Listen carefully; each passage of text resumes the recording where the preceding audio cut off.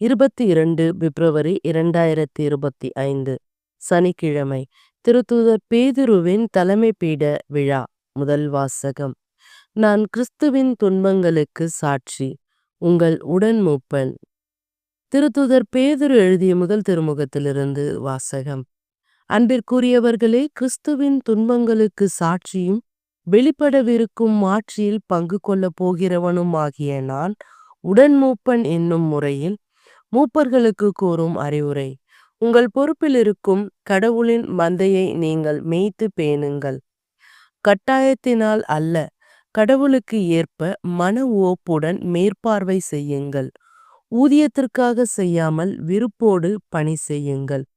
உங்களிடம் ஒப்படைக்கப்பட்டவர்களை அடக்கி ஆளாமல் மந்தைக்கு முன்மாதிரிகளாய் இருங்கள்.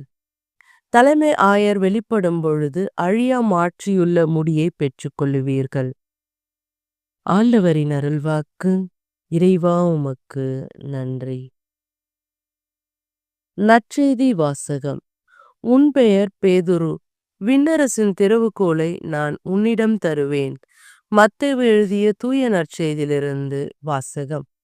அக்காலத்தில் இயேசு பிலிப்பு சிசரியா பகுதிக்கு சென்றார். அவர் தம் சீடரை நோக்கி, மானிட மகன் யார் என்று மக்கள் சொல்லுகின்றார்கள் என்று கேட்டார். அதற்கு அவர்கள், சிலர் திருமுழுக்கு யோவான் எனவும், வேறு சிலர் எலியா எனவும், மற்றும் சிலர் எரோமியா அல்லது பிற இறைவாக்கினருள் ஒருவர் என்றும் சொல்லுகின்றனர் என்றார்கள். ஆனால் நீங்கள் நான் யார் என சொல்லுகிறீர்கள் என்று அவர் கேட்டார். சீமோன் பேதுரு மறுமொழியாக, நீர் மெசியா, வாழும் கடவுளின் மகன் என்று உரைத்தார்.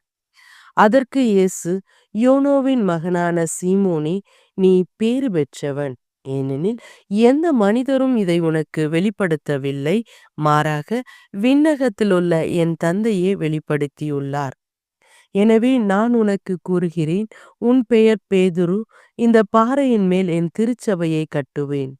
பாதாளத்தின் வாயில்கள் அதன் மேல் வெற்றி கொள்ளா. விண்ணரசின் திறவுகோலை நான் உன்னிடம் தருவேன்.